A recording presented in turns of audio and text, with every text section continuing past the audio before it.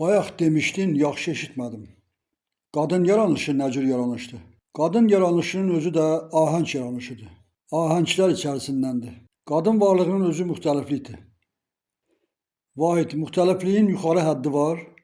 Yoxdur. Müxtəliflik yuxarıya qalxdıqca ümumi dairəyə dönür. Deməli, müxtəlifliyin maksimum həddi, sərhəddi yoxdur. Müxtəliflik yuxarıya qalxdıqca dönür dairə formasına. Təkrarçılığa deyil, davamiyyətə gedir. Müxtəlifliyin sonu olmadığından dönür dairəvi formada yeni müxtəlifliklərə. Müxtəlifliyin özü müxtəlifdir. Bilirsən, qadın yaranışının özü də müxtəlifdir. Bunun özlüyündə hər şey var. Amma kişinin varlığında o yoxdur. Kişi sabitdir.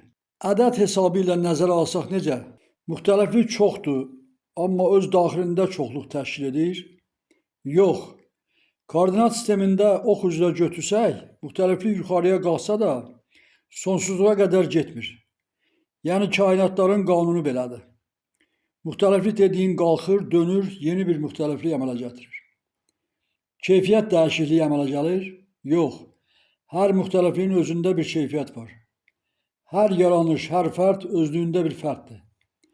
Müxtəlifliyin özündə bir müxtəliflik var.